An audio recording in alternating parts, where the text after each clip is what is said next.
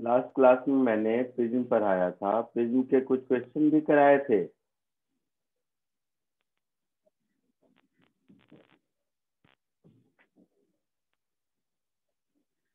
जी बोल ही नहीं रहे हो तुम लोग।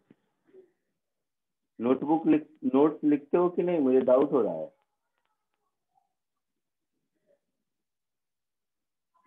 नोट्स वोट्स प्रॉपर लिखते हो कि नहीं।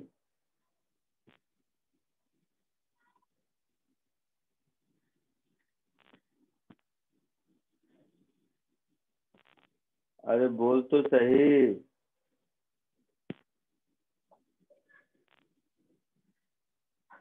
कोई कुछ बोलेगा ही नहीं। नोट्स वगैरह लिखते हो तो देख के बताओ कि कितने क्वेश्चंस कराए थे पिछली क्लास में प्रिज्म के। Sir 2 question.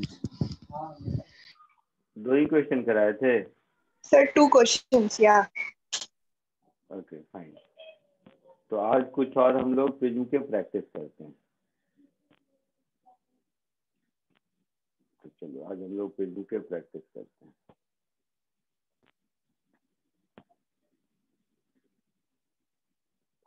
तुम लोगों को जो बुकलेट मिला है उससे प्रैक्टिस करते हो कि नहीं।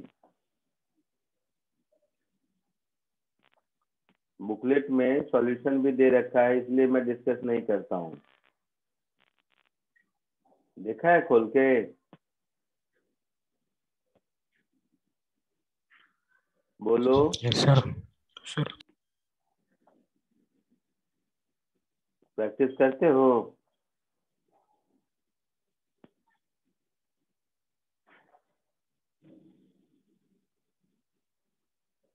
घर में प्रैक्टिस करता है कि नहीं। Yes sir. मुझे नहीं लगता, तुम लोगों के रिस्पांस देने के अंदाज से मुझे नहीं लगता।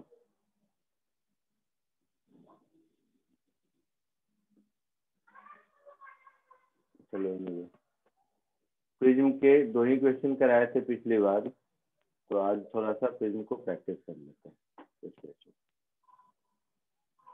ये लीजिए।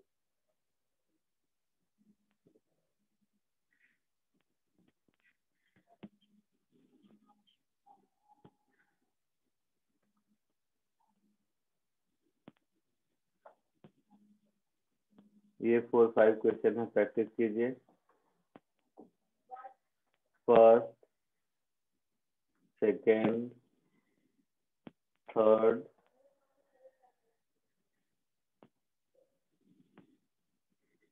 फोर्थ।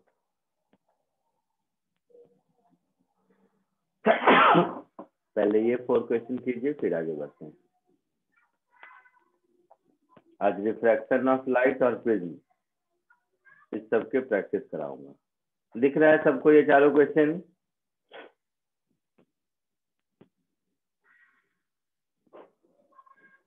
Yes sir. दिख रहा है। ठीक है, फर्स्ट सॉल्व कीजिए।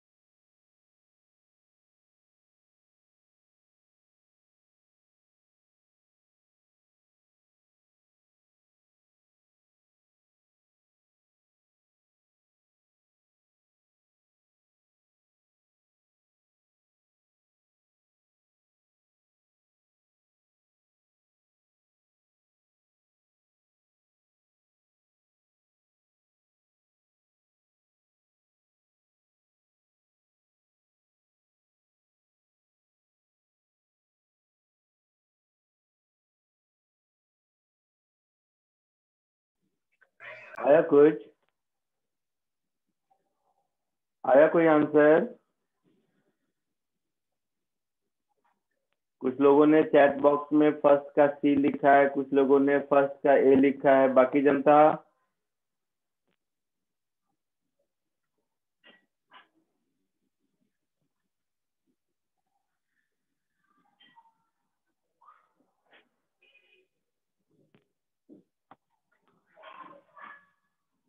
चलो पहले फर्स्ट देखो।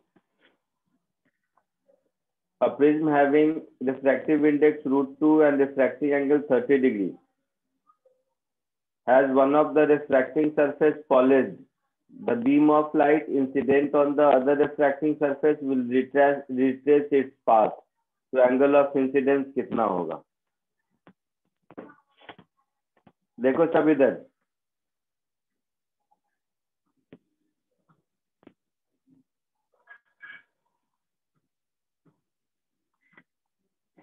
तो इसमें इस सरफेस को पॉलिश कर दिया है,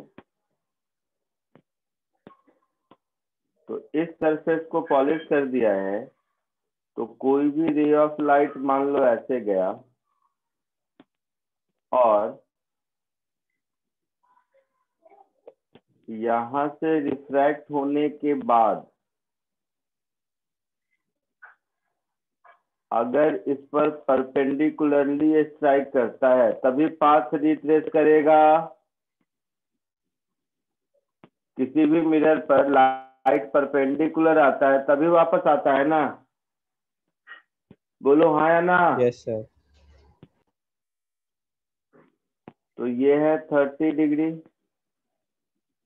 ये है R1 और R2 0 होगा। R2 0 होगा। Yes sir. Yes, sir. और R2 0 होगा तो हम लोगों को मालूम है R1 प्लस R2 A होता है। मतलब R1 हो गया 30 डिग्री,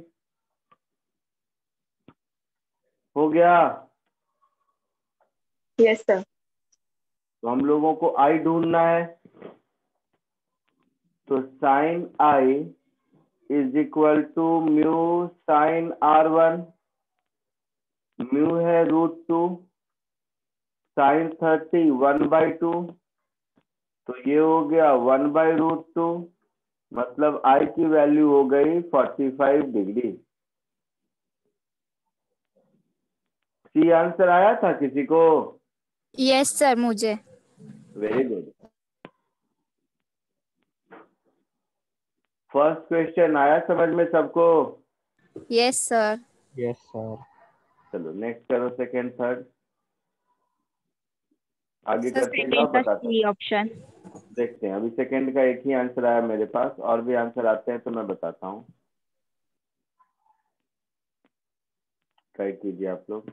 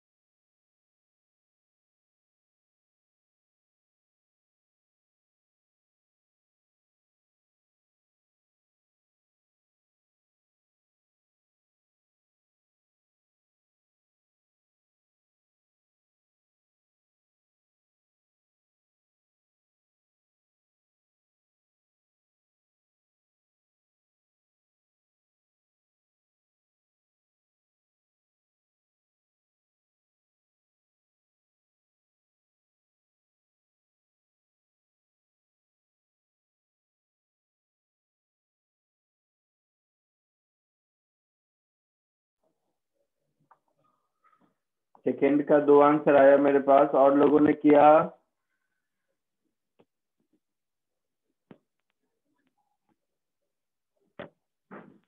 सेकंड और लोगों ने किया?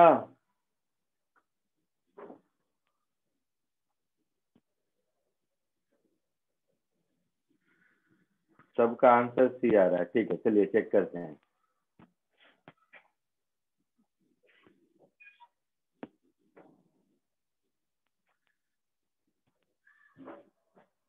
चलो क्वेश्चन नंबर 2 देखो। A triangular prism of glass shown in figure, ray of light incident normally on one face is totally reflected if theta is 45 degree। तो देखो ये थीटा 45 है, तो ये भी 45 होगा।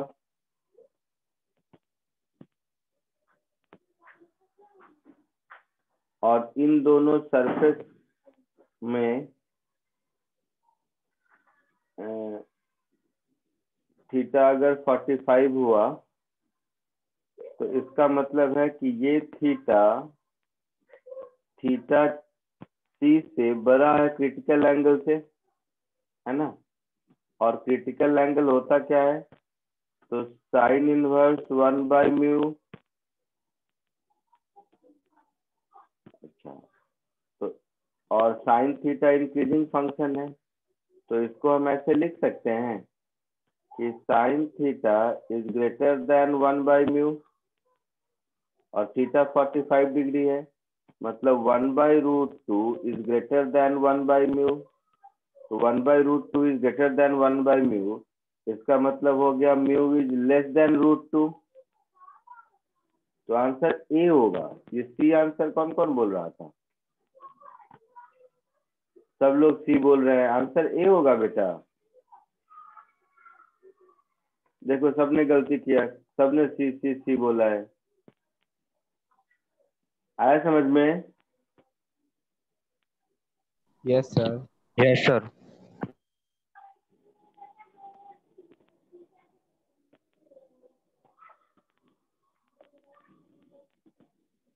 कितना छोटा क्वेश्चन था, इसमें गलत होने का कोई चांस ही नहीं, फिर भी तुम लोग गलती करते हो।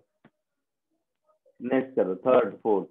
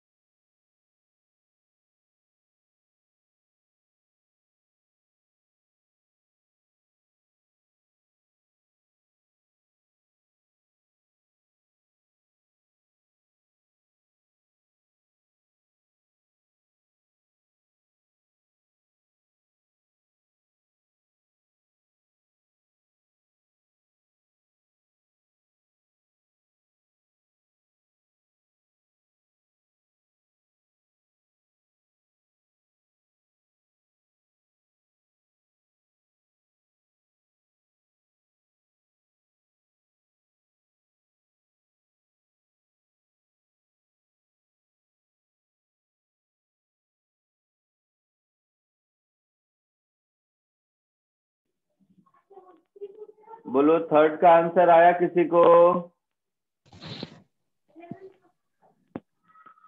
सी सर, थर्ड सी। एक ही आंसर आया मेरे पास। बाकी जनता?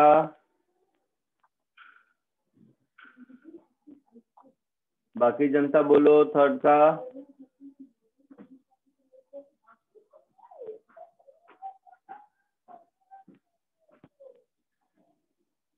सी। दो लोग सी बोल रहे हैं।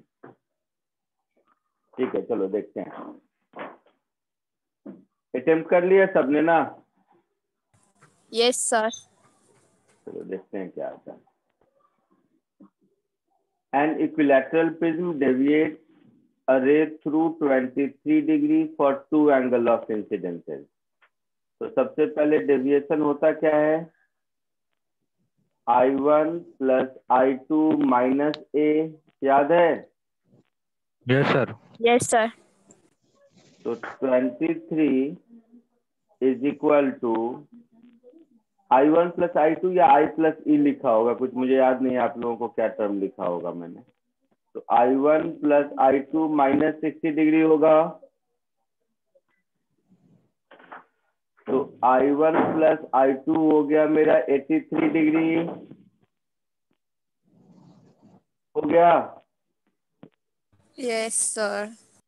और सेम एंगल के लिए मैंने बताया था आपको, सेम डेविएशन के लिए दो एंगल ऑफ इंसिडेंस पॉसिबल है, और दोनों एंगल ऑफ इंसिडेंस एक दूसरे का पेयर होता है, एंगल ऑफ इंसिडेंस और एंगल ऑफ इमर्जेंस का।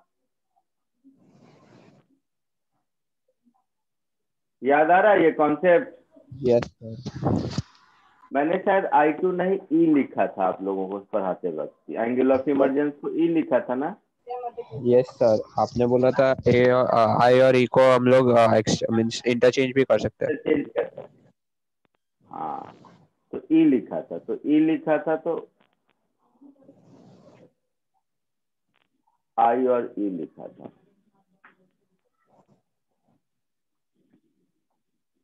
तो I प्लस ई, यहाँ भी I प्लस ई, यहाँ पर I प्लस ई। अब मैंने कहा था I और E को इंटरचेंज कर सकते हैं, तो उनके बीच का डिफरेंस भी दिया हुआ है 23 डिग्री। इसका मतलब है I माइनस ई और E माइनस I, कुछ भी बोलो, ये हो गया 23 डिग्री हो गया। Yes sir. अच्छा, तो इन दोनों को सॉल्व करके I और E मिल जाएगा।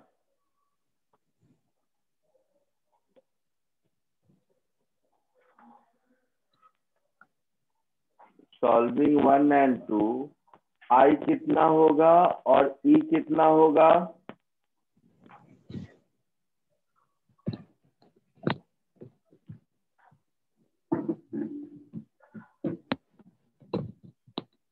अरे बोल तो। 53 होगा, दोनों को ऐड कर दो, 3 3 6 8 2 10, 2y is 106, so I is 53।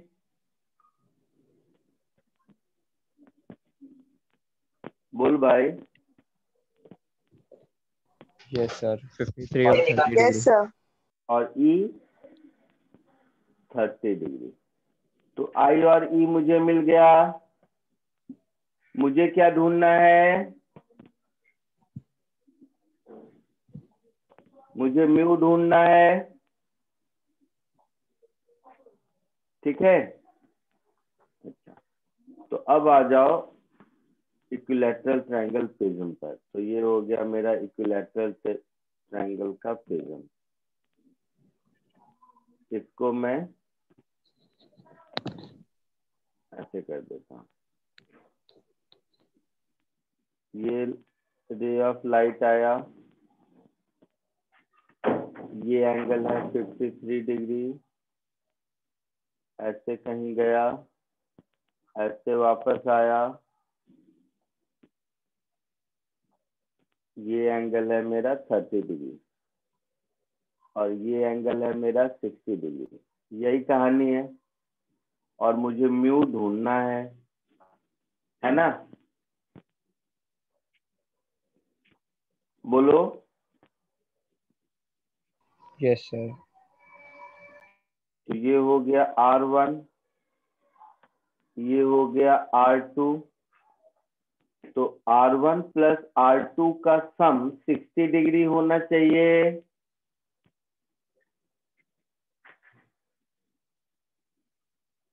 होना चाहिए ना?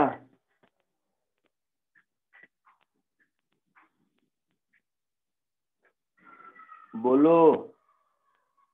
Yes sir. Yes, sir. तो यहाँ पर हम रिफ्रैक्शन लेंगे, तो ऐसा लिख सकते हैं sine 53 degree is equal to mu sine R1। Sine 53 degree का क्या मतलब होता है? 4/5। तो 4/5 इज म्यू साइन R1। तो साइन R1 की वैल्यू हो गई 4/5 म्यू। हो गए?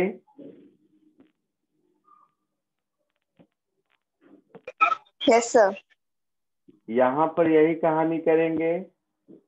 तो mu sine R2 is sine 30 degree. Sine 30 1/2 होता है, तो साइन R2 की वैल्यू हो गई 1/2 म्यू।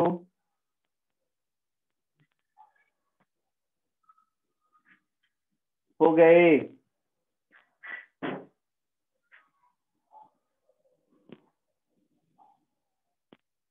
बोलो।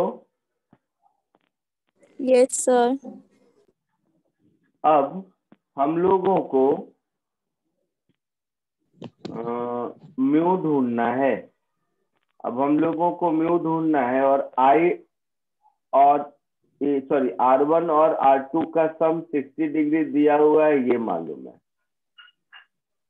क्या करेंगे? कौन बताएगा?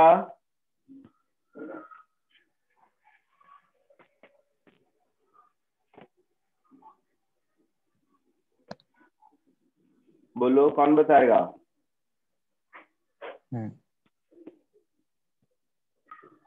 जिसने भी सॉल्व किया।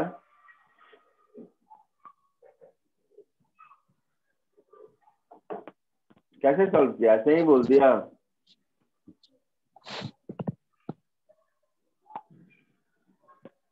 ऐसे ही बोल दिया कि कुछ किया?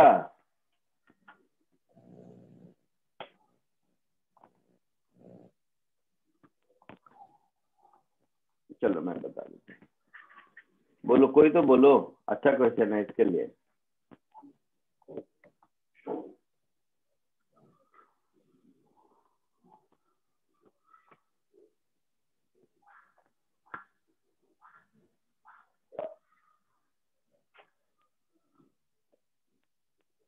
नहीं। सर क्या हम साइन R1 प्लस R2 ले सकते हैं? और 60 डिग्री नोन है तो हम लोग उसकी वैल्यू ले लेंगे √3/2। हाँ, उसके बाद? सर उसके बाद वैल्यूज पुट कर देंगे 4/5 न्यू और ये सब। कैसे पुट करोगे बताओ? नहीं सर, मैं पूछ रहा हूँ कैसे कर सकते हैं, मैंने सॉल्व नहीं किया, पूरा हुआ नहीं मेरे से। ठीक है, जैसे बोलो वैसे कर सकते हैं। साइन R1 प्लस R2 की वैल्यू √3/2 होगी। Yes sir.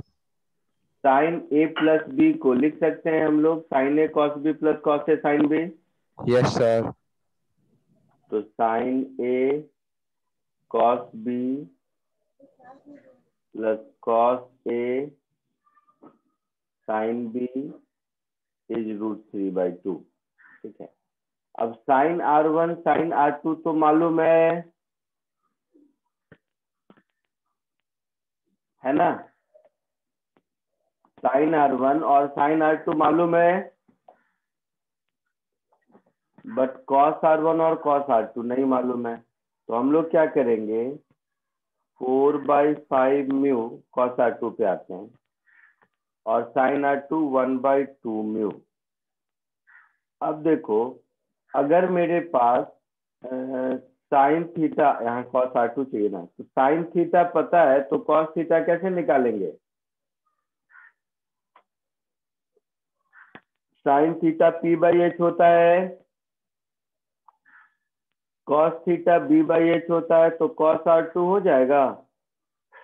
4 mu square minus 1 divided by 2 mu, होगा ऐसा। इसी तरह cos R1 मेरा हो जाएगा under root 25 mu square minus 16 divided by 5 mu. ये समझ आया कि नहीं? सही सही बोलो। यस सर, वो sine square theta plus cos square theta is equals to 1, उससे कॉस की वैल्यू निकाली। हाँ, सब कुछ समझ आ गया। तो ये टू ये टू ये टू हटा दिया। देखो नीचे 5 म्यू स्क्वायर दिख रहा है, तो ये इधर चला गया, तो 5 रूट 3 म्यू स्क्वायर हो गया। इस साइड क्या हो गया? तो 4 under root 4 mu square minus 1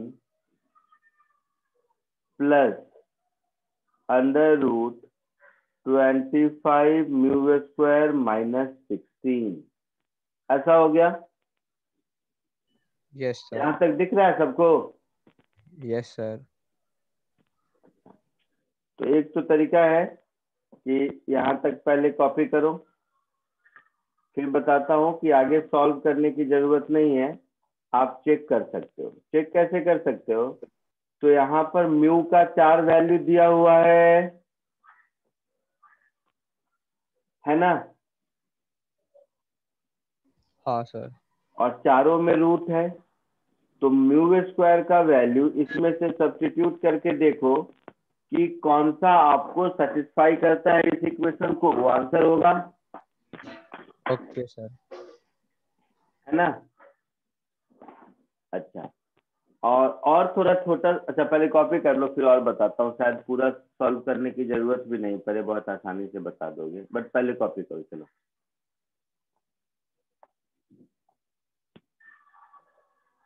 copy करो, चारों ऑप्शन चेक करके बताओ क्या आंसर आता है।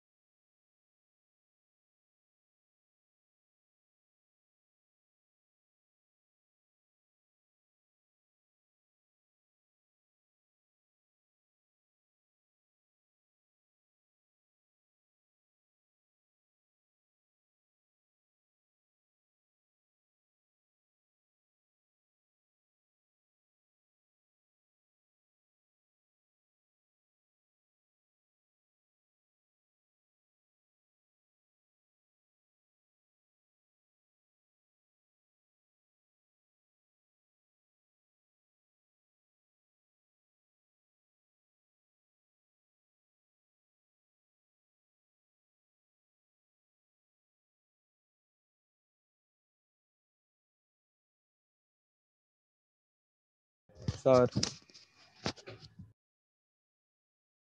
हाँ बोलो। सर इसके आगे क्या करना है? कॉपी हो गया। आंसर आया म्यू। म्यू स्क्वायर का ए बी सी डी चारों ऑप्शन चेक करके देखो कौन सा फिट बैठ रहा है।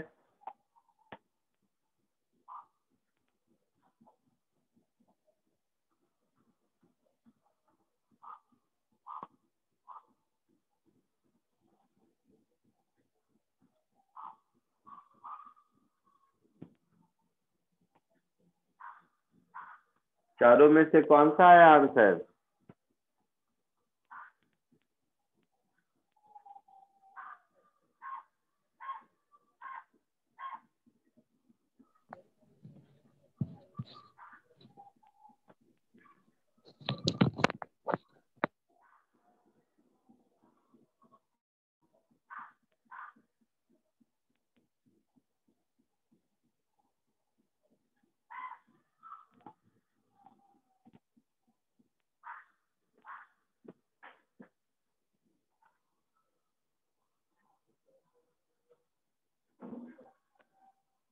नहीं आया, मैं करके दिखाऊं? बोलो।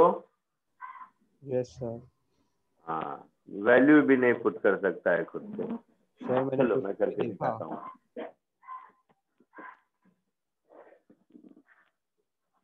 चलो देखो, तो देखो चैट बॉक्स में किसी ने कुछ आंसर भेजा है क्या? एक आंसर आया सी किसी को, तो चलो सी से ही चेक करना शुरू करते हैं।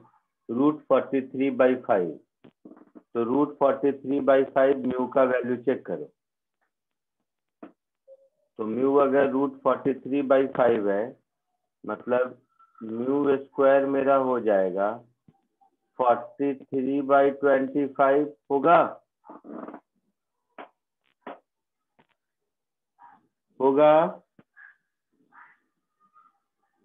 ये वैल्यू सब्स्टिट्यूट करने की कोशिश करो। तो ये वैल्यू सब्स्टिट्यूट करेंगे तो ये हो गया 4√4 × 43/25 -1 प्लस 25 कैंसिल हो जाएगा, √43 - 16, दिस इज इक्वल टू 5√3 × 43/25। तो ये आना चाहिए 43√3/5, ऐसा आना चाहिए। देखो ये क्या आता है।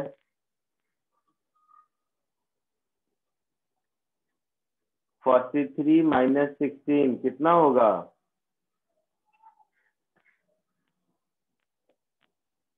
27 होगा। ओ भाई साहब, यस सर।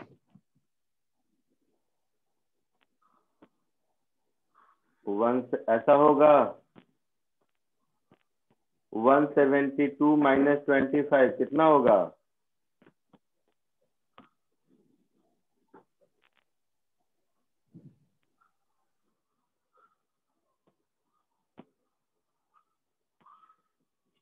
ऐसा होगा। इसको 3√3 लिख पाएंगे? 147 को √147 को √3 के टर्म में लिख पाओगे?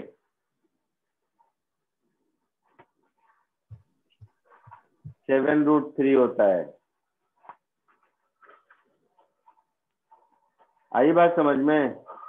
तो ये हो गया 28√3/5 प्लस 3√3, तो 27 प्लस 15 आ गया 43√3/5।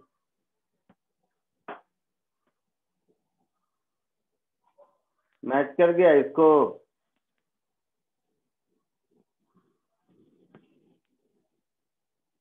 चमका कुछ? Yes sir.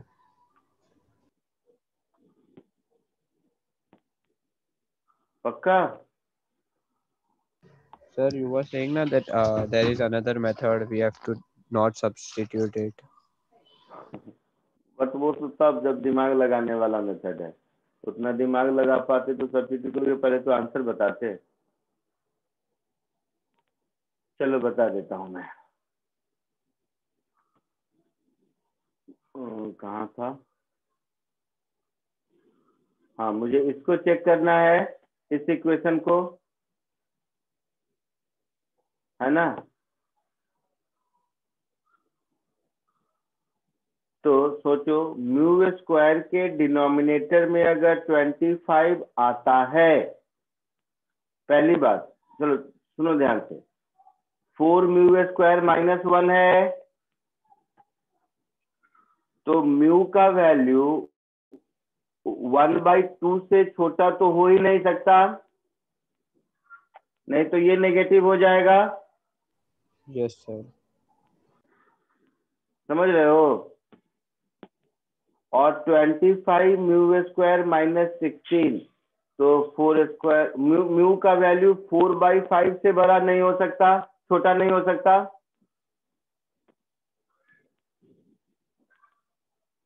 इस एक्सप्रेशन से कह सकते हो ना कि म्यू का वैल्यू 4/5 से छोटा नहीं हो सकता। Yes, sir.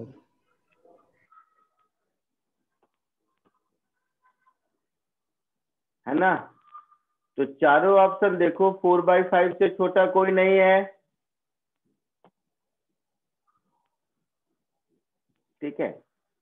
सेकेंड स्टेप ये है कि म्यू स्क्वायर के एक्सप्रेशन में डिनोमिनेटर में अगर 25 और 4 आता है, तभी ये दोनों में से कोई एक आएगा, तभी ये डिनोमिनेटर कैंसिल होगा, रूट के अंदर होल नंबर बचेगा दोनों में से किसी में।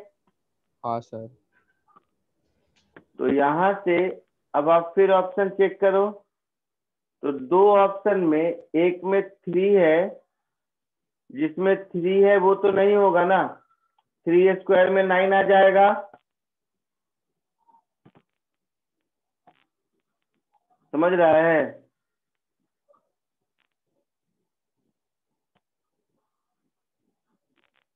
थ्री स्क्वायर में 9 आ जाएगा, दिख रहा है यहाँ बी में।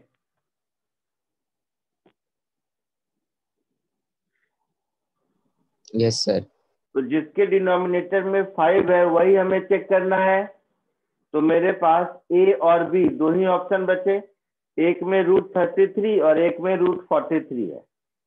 तो तीसरा मुझे ये देखना है कि मुझे राइट हैंड साइड के एक्सप्रेशन में √3 का टर्म आएगा ही आएगा। तो म्यू स्क्वायर में 33 और 43 में से कौन सा सब्स्टिट्यूट करें कि √3 का टर्म आ जाए? पूरा सब तो दो ही ऑप्शन मुझे चेक करना है, चारों चेक करने की जरूरत नहीं है। तो वो थोड़ा दिमाग लगाने वाला काम है, इसलिए मैंने कहा कि ये अगर आसानी से मेकआउट करते हो तभी वो सब समझ आएगा। नेक्स्ट करो, क्वेश्चन नंबर 4।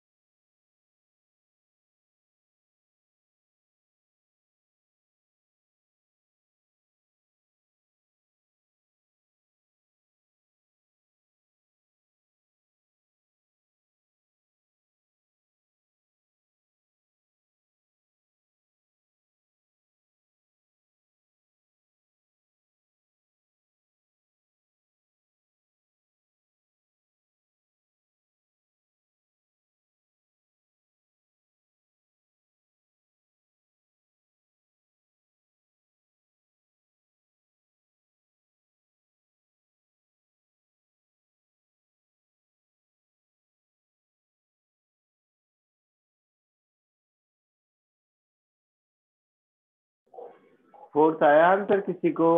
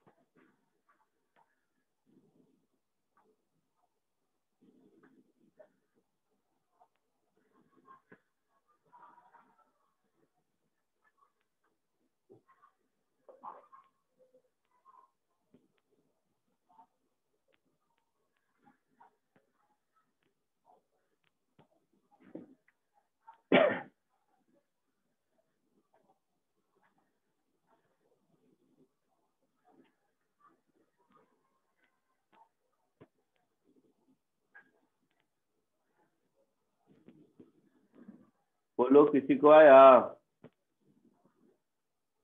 नहीं।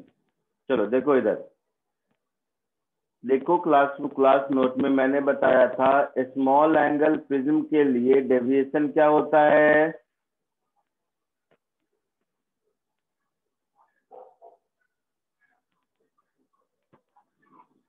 नोटबुक में देखो, मैंने बताया था स्मॉल एंगल प्रिज्म के लिए डेविएशन क्या होता है, बताया था।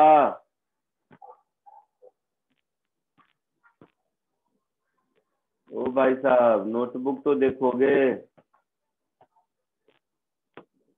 इसलिए मुझे डाउट होता है कि तुम लोग नोटबुक कॉपी करते हो कि नहीं।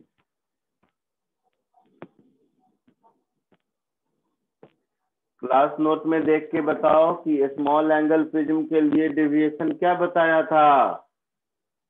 तुम लोग क्लास नोट भी नहीं कॉपी करता है पक्के से, मुझे मालूम है, मैं बताऊंगा ही नहीं।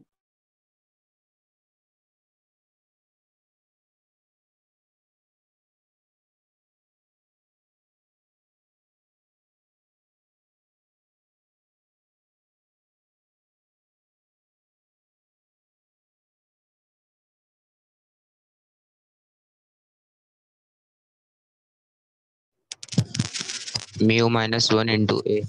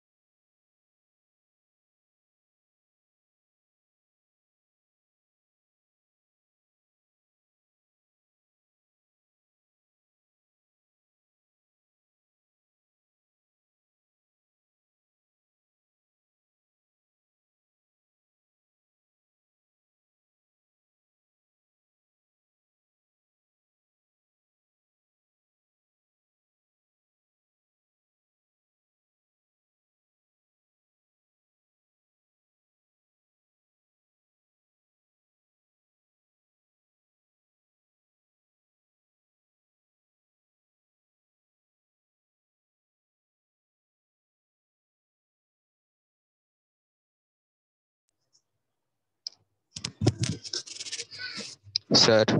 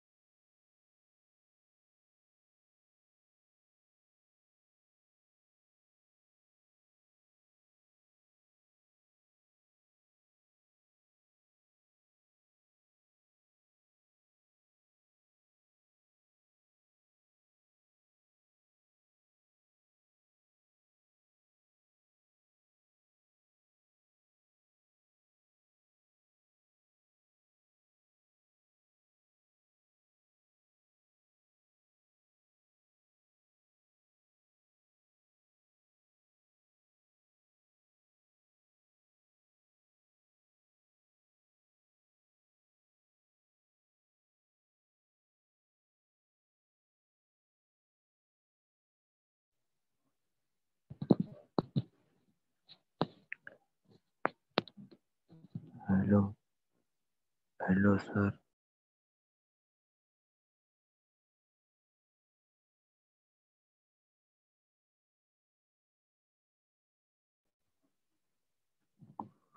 हेलो।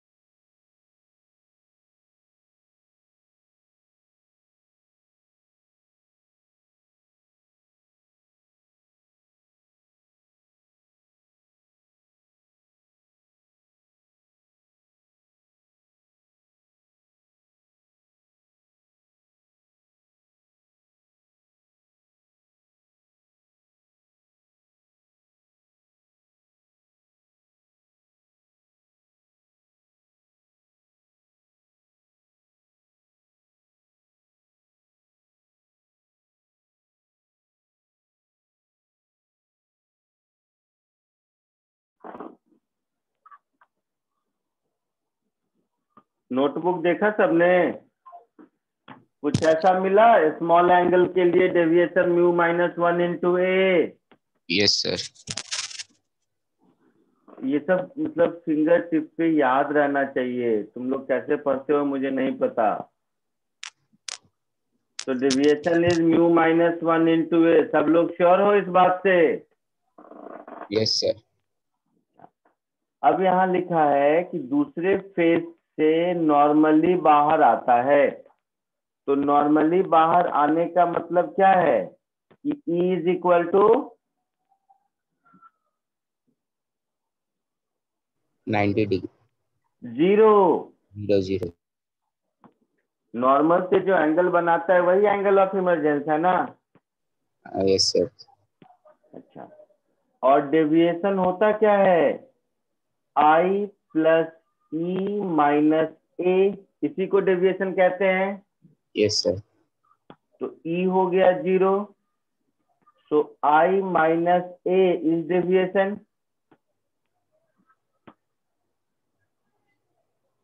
है ना? Yes sir. तो एंगल ऑफ इंसिडेंस I क्या हो जाएगा? डेविएशन प्लस a होगा। Yes sir. और अभी आपने ही बताया स्मॉल एंगल के लिए डेविएशन की वैल्यू म्यू -1 × a होती है। तो इसको यहाँ सब्स्टिट्यूट कर दोगे तो ये म्यू × a होगा।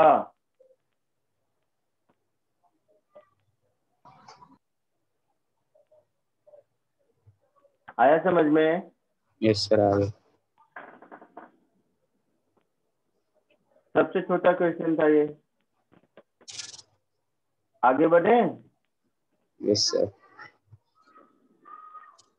और जो बुकलेट दिया हुआ है तुम लोगों को उससे प्रैक्टिस करो।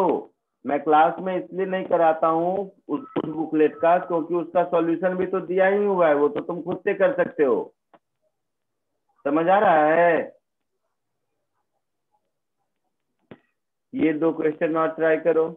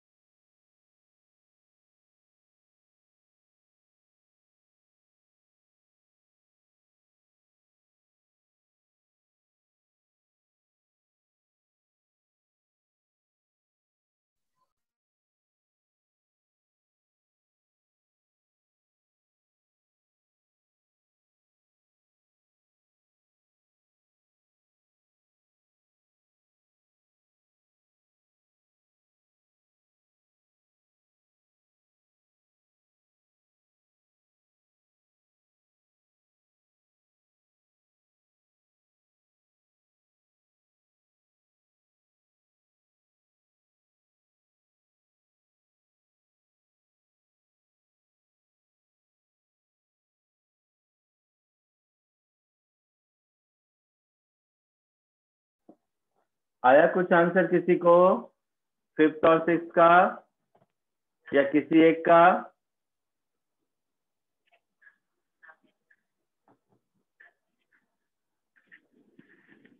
बोलिए।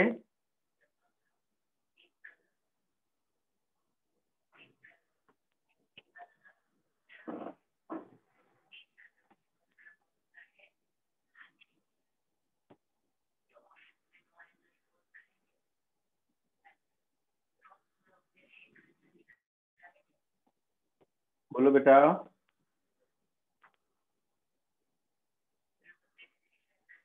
इसमें कैलकुलेशन बेस कम है, सब लॉजिकल क्वेश्चन है ये दोनों। थोड़ा सोचो, लॉजिक लगाओ।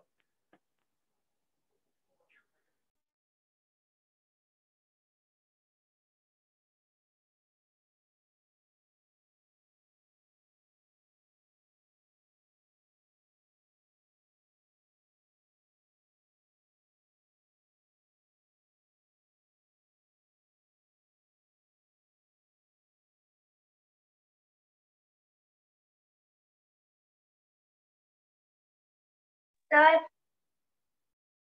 बोलो बेटा। 6 का ए आया 30 डिग्री।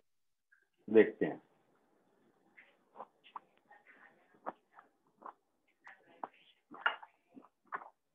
फिफ्थ का बोलो।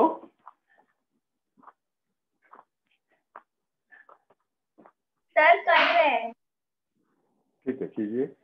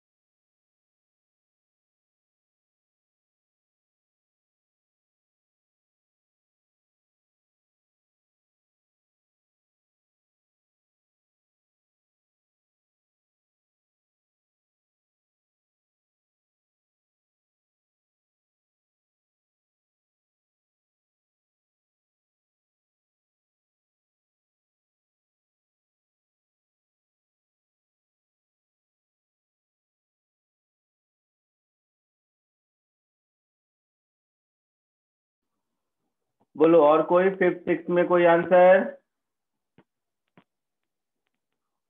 चलो देखो, अटेम्प्ट कर लिया होगा, दिमाग लगा लिया होगा, तो देखो फिफ्थ अब।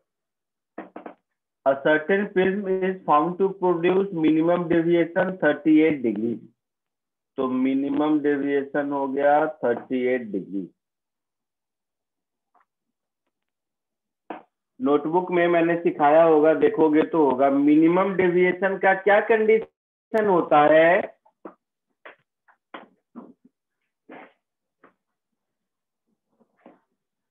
मिनिमम डेविएशन का क्या कंडीशन होता है?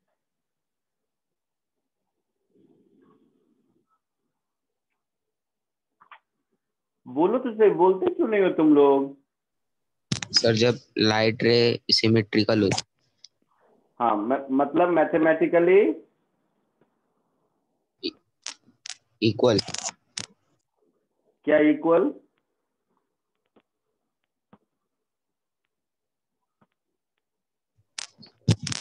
I is equal to E. हाँ, I is equal to E जब इक्वल होता है। ठीक है, तो देखो, फिर मैंने एक ऐसा कुछ तो ग्राफ बताया होगा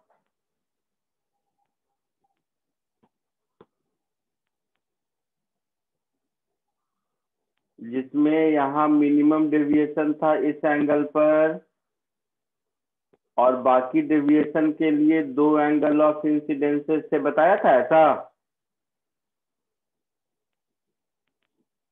नोटबुक देखो, नोटबुक। हम लोग, मैं किसी दिन सबकी नोटबुक चेक कर लूंगा, देख लेना फिर।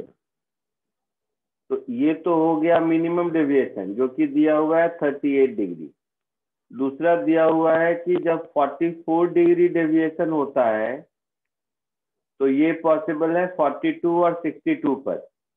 इसका मतलब है कि ये 42 डिग्री है और ये 62 डिग्री है, यही मतलब है ना? है ना? Yes sir. Yes sir. यानी कि मिनिमम डेविएशन जिस आई पर हो रहा है वो इन दोनों के बीच होना चाहिए, 42 और 62 के बीच का कोई वैल्यू। तो 42 और 62 के बीच का कोई वैल्यू होगा हमारा आंसर। Yes sir. तो 42 और 62 के बीच होगा, मतलब 40 तो नहीं होगा, ये पक्का है। Yes sir. और ये में से कोई भी हो सकता है। ठीक है, अब एग्जैक्टली चेक करते हैं कि कितना होगा। तो देखो, 42 पर डेविएशन 44 है और एंगल जब बढ़ाते जाते हैं तो डेविएशन कम होता जाता है। ठीक है, हम 38 को ऐसा लिख सकते हैं कि I1 प्लस आई प्लस ई, मतलब 2i माइनस ए, ऐसा लिख सकते हैं। हाँ सर, लिख सकते हैं। लिख सकते हैं। और साथ ही साथ 44 को हम लिख सकते हैं 42 plus 62 minus A. Yes sir. अच्छा, तो इस सेकेंड इक्वेशन से बताओ तो ए की वैल्यू कितनी मिली?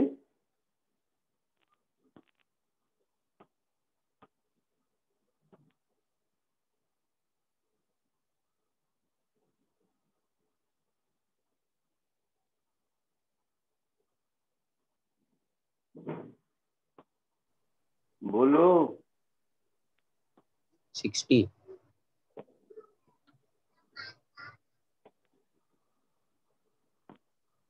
60 मिला। हाँ सर, 60। ए 60, मुझे ये आई चाहिए, तो इस 60 को यहां सब्स्टिट्यूट कर दो तो आई मिल गया 60 प्लस 38/2।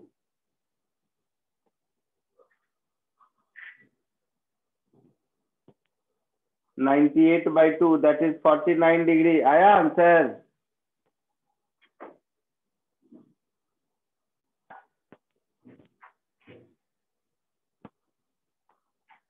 आया समझ में? Yes sir. पक्का? किसी को डाउट है फिफ्थ में?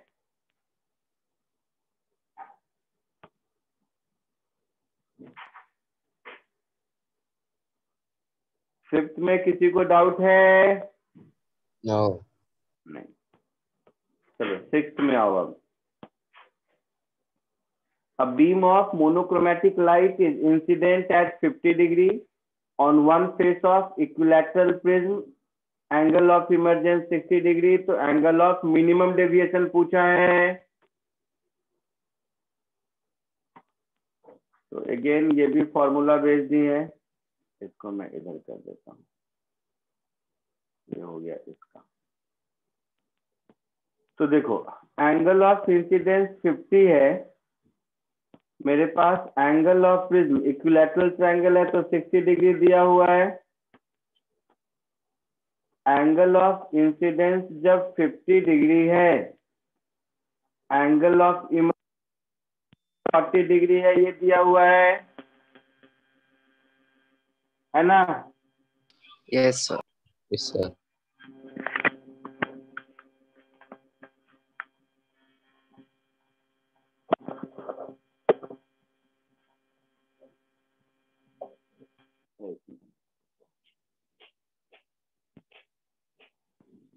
तो एंगल ऑफ इंसिडेंस उस समय 50 डिग्री और एंगल ऑफ इमर्जेंस 60 डिग्री दिया हुआ है। तो यहाँ से हम एंगल ऑफ डेविएशन निकाल सकते हैं। आई yes sir. Plus E minus ए, तो 50 प्लस 40 माइनस 60 डिग्री, तो ये डेविएशन 30 डिग्री आया। Yes sir. तो जब आई 50 और ई 40 है तब डेविएशन 30 डिग्री आ रहा है। इसका मतलब है कि ये मिनिमम डेविएशन तो इससे भी कम होगा ना? Yes sir. आया समझ में? यस। यहाँ पर तो आई इक्वल टू ई नहीं है, मतलब इससे जो मिल रहा है वो मिनिमम नहीं है ना? इससे जो मिल रहा है डेविएशन वो मिनिमम नहीं है। Yes sir. यानी कि मिनिमम इससे भी छोटा है, तो delta minimum is less than 30 degree. B answer. Clear है? Yes sir. कॉपी कर लो इसको। आपको जो बुकलेट मिला हुआ है ना, उस बुकलेट में आप देखेंगे तो एक चैप्टर है रिफ्रैक्शन ऑफ लाइट। देखा है यस सर। खुल के? Yes sir. Yes sir. तो बुकलेट में रिफ्रैक्शन ऑफ लाइट के जो क्वेश्चन दे रखे हैं उसमें देखोगे तो ऊपर में टॉपिक वॉपिक भी लिखा रहता है, तो उसमें से आप क्वेश्चन प्रैक्टिस करो। ठीक है? ओके। सॉल्यूशन दिया हुआ है, फिर भी अगर कोई डाउट हो तो पूछ लो। ठीक है? Okay sir. तो ये आप लोग करो। एक टर्म आता है dispersion and deviation through prism, वो मैंने अभी नहीं पढ़ाया है। डिस्पर्सन थ्रू प्रिज्म तो वो अगली क्लास में सिखा दूंगा, बट उससे पहले प्रिज्म के जो जनरल क्वेश्चंस हैं वो सब कर लीजिए। ठीक है? Okay sir. Yes sir. चलो आज के लिए इतना ही।